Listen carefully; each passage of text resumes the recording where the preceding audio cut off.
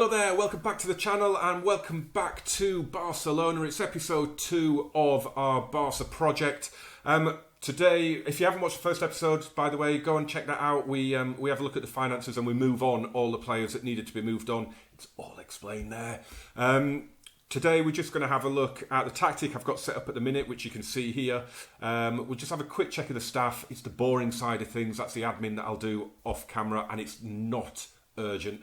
We need players. That's what's urgent. And that's what we're going to have a look at, is a couple of players. I am recording this straight after episode 1, so if you have commented on episode 1 with player ideas, thank you. We'll address those in the coming episodes. So yeah, as you can see, we're still on the 1st of July. I haven't gone anywhere yet. And if we have a look at the game status, I've probably already been in this game for hours and hours and hours. Where is it?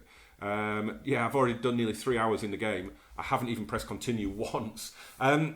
You may remember at the end of the first episode, I had to have a chat with Messi. I wanted to do it off camera in case it went wrong. Didn't go wrong. He basically said, I have got an issue, but it means a lot you came to me. Didn't even have to do anything. So he's okay. So as you can see, we're going with the 4-3-3. I want to get the 4-3-3 back at Barcelona. I know. Time has moved on. It isn't the way it is anymore. But I like it as a formation. So this is what we've got at the minute. It is likely to change. I've set it up with a tiki-taka. I've changed mentality up to positive. In possession, we're doing narrow because we're not playing with wingers. We're playing with it'll be inside forwards, inverted wingers at the moment. It's an inverted winger on the right and Messi and as advanced playmaker on the other way around. It's an inverted winger on the left and Messi on the right as an advanced playmaker.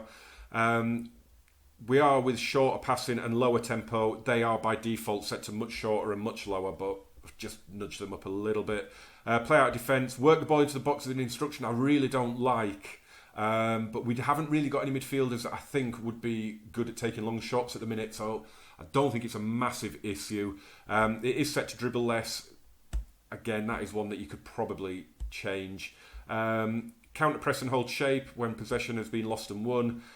Goalkeeper distribute quickly. At the minute it's set to centre backs because I quite like that now that the centre backs split early and it allows the wing backs to get forward because we're playing with wing backs.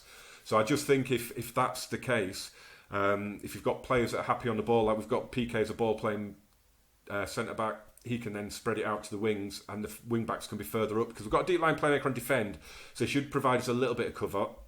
I've got a Mazzala on the left of central midfield. I haven't used this role really before, and I like the idea of it because we've got Ansu Fati at the minute as an inverted winger, so he's going to come into this area a lot, and the Mazzala should then come out here and operate a little bit and help Jordi Alba out. So I'm hoping those two positions kind of cover each other.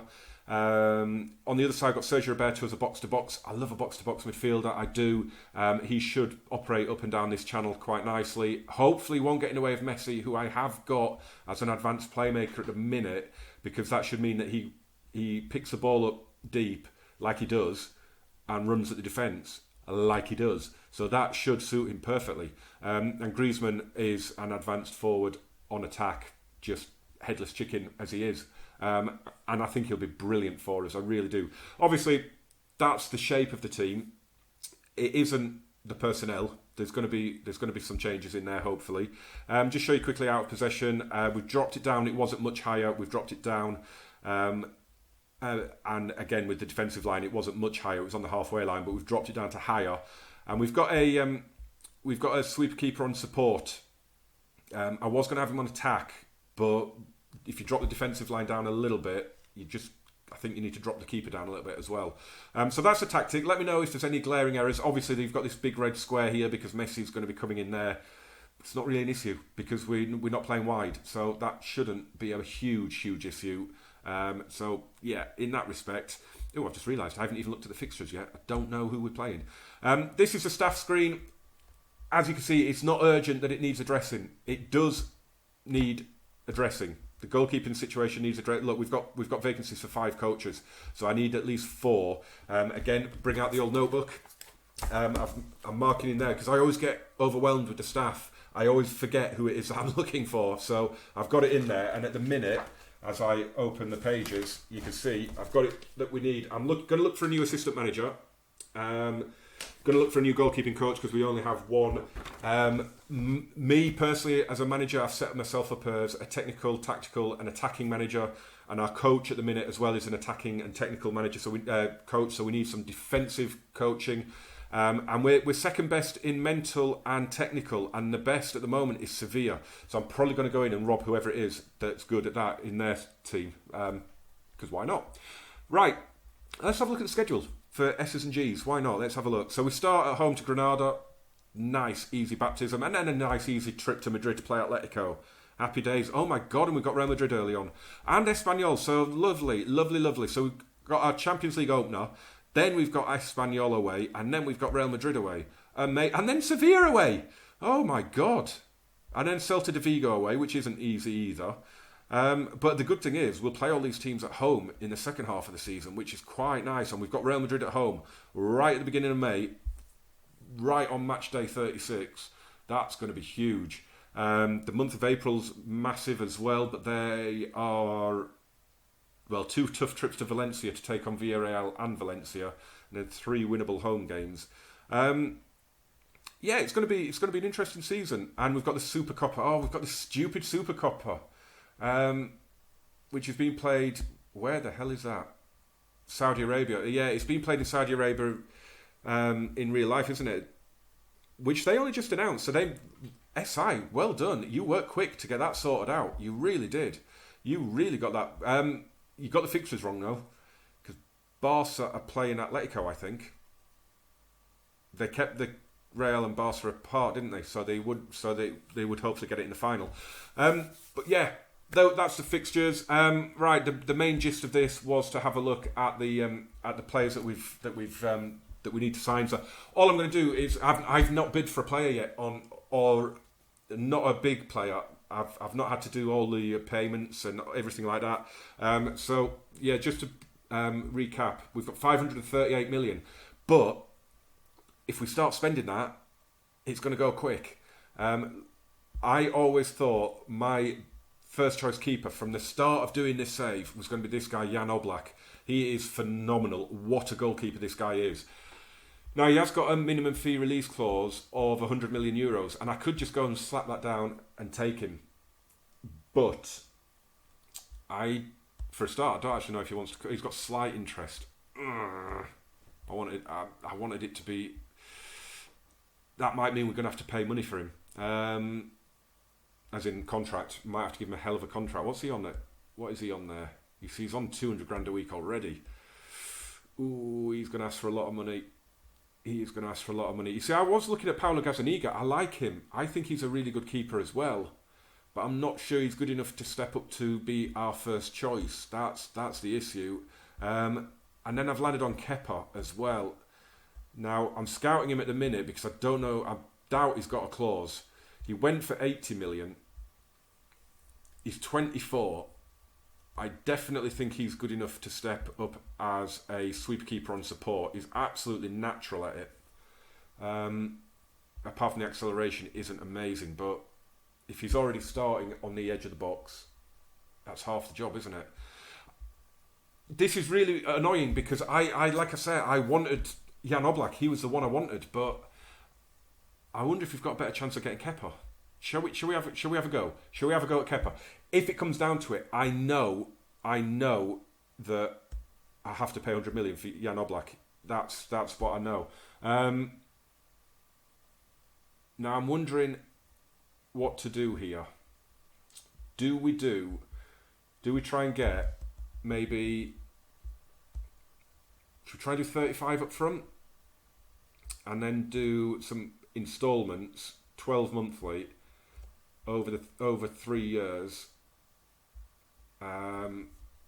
What would we do? Maybe 7.5. Oh no, that's okay. It's not 7.5 a year, is it? It's 7.5 over 3 years. Okay. So what if we did 30? Is that too much? 10 million a season? That takes up to 65 at the minute. That takes up to 65. Could give him a competition achievement. We could do a Champions League. If we win it, we could maybe give them. But if we win it, this season, we could maybe give them 5 million. That's taking up to 70. Has he ever played for Spain? I don't think he has he? What if we did an international cap one? Or percentage of profit from next sale? That could be quite handy, couldn't it? Because I wouldn't ever look to sell him. So I'd be quite happy to stick like a 30% sell-on clause in there, because he's not one that I would ever likely to sell. He's Spanish. Chances are he will go on and become the Spanish international. He's 24. I'm not going to sell him. So I'm wondering if would I do something else? What if I did it 20 internationals and we gave another 5 million? Would they accept that? Or do we go for suggest terms? Yeah, let's do it. Unacceptable offer. Oh dear. What if I do that up to let's do that up to 45. I'm just going to have to make the offer now. It gives them a profit. It gives them a profit. Let's make the offer. I don't show that message again. See, I told you I've never made offers to players before. I've made the bid. Let's see what happens there. I mean, Donnarumma would be a potential, I guess. He would be, you might be able to get him out of there, but they want, could be 159 million. Is that his release clause? Does he have a release clause? Don't know what he, but he would be great for us as well. It is still Jan Oblak. Bizarrely enough, it's still Jan Oblak. But I think they would reject any offer for him, to be honest. I think we're going to really struggle here. I really do. Shall we go? Right, the other one we're going to do on camera is this guy, Erling Braut Haaland. Now, I put out on Twitter, how much did you get him for? Some people have said like 12 million and add-ons. So I'm going to go in and I'm going to offer them. I'm going to do 15 million euros up front. We'll maybe just do... Actually, I'm going to take that down to 10. I'm going to take that down to 10 up front, which they might turn down because it's less than his value. And we'll do 7.5 over 3 years. And you've got to be... See, this is the other problem as well. You've got to keep track of what you put in terms of like competition achievements. Because if you suddenly win the Champions League and you sign 7 or 8 players, all with a 5, 6, 7 million pound a fee on it, it's going to bankrupt you. So I don't think I'll put that in there. What I might do is can we put the league goals? If we do 50 league goals, we could give them, I don't know, maybe another 2.5. And that takes up to 20 million. They've negotiated. They want, bloody hell, they want 40.5 million for him. They want a 55 million euro deal. Wow. You're not getting 4... Wow, how have you guys got him for 12 and a bit million? Maybe it's changed since the full game came out. Maybe that was on the beta that you were getting him for that.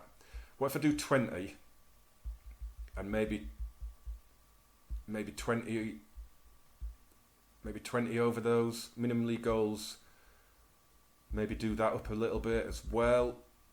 That gets up to 44 million. And they want percentage of profit from the next sale, which is locked in as well. That one. Okay, they've accepted.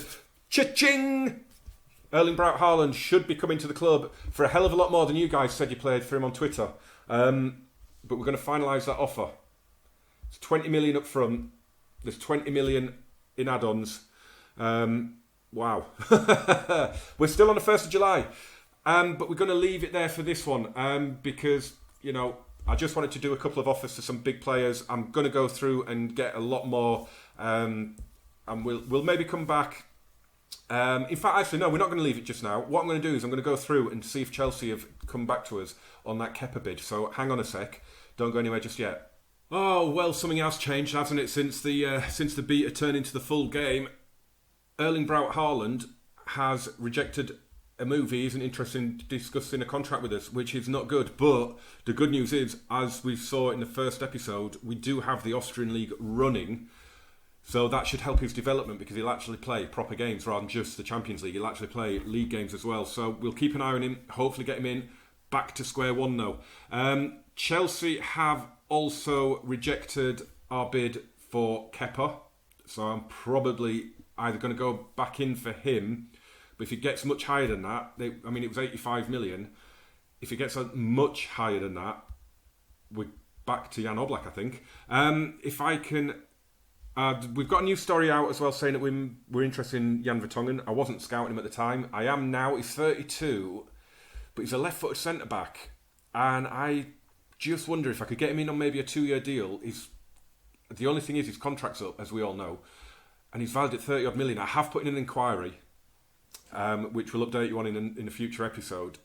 If they want less than 30 for him, I'd maybe consider it. It'd be a straight cash deal. I wouldn't be looking at doing instalments and things on that. So we've had a really good team meeting. They came to us with a code of conduct. It's gone through. They're happy with that. I didn't change anything to it. We have got a player almost on his way in, and it is Bruno Fernandes, the phenomenal midfielder from Sporting Club de Portugal. We've gone in. I can't even remember what we made now. What did we make? Oh, we did 40 million, and I think it was 10 million over 3 years. And I think there was a sell-on fee as well, which, again, it's just not going to happen. He's just not going to be sold. He plays as a Mazzala, which is exactly what we want. And, of course, he had that incredible season last season where, he got 20 league goals, but he got a ridiculous amount of goals, didn't he in all competitions. He was just phenomenal, and I think we're going to absolutely adore him when he joins. So he is going to come in at some point. So we are going to get a player over the line. So that is it. Back to square one on the goalkeeper. Desperately need one. We've got about 2.5 weeks to go. Look, we're on the 2nd of July now. I've gone forward a day. Woohoo! The squad rebuild continues. Join me again for the next episode. I'm not sure how far down the line we'll be. I do kind of want to involve you a little bit in the initial build-up of the squad, because that is kind of the whole point of the experiment is to get a load of money and rebuild the squad and see what we can do. The sack could be pretty quick, that is for sure. But yeah, join me again, and we'll see where we are. Maybe we'll have another couple of players in. Maybe we'll see us make offers for a couple more. But yeah, smash the like button on this, guys. Let me know how your saves are going, as always. I love interacting with you in the comments. You've watched, so like, subscribe and share. And let's get more people involved. Can we do it? What do you think? How long am I going to last? Am I going to rebuild this squad by the start of the season? I'm already feeling the pressure. It's only day 2. I am already feeling the pressure. But yeah, thank you very much for watching, guys. See you very soon. Adios, amigos.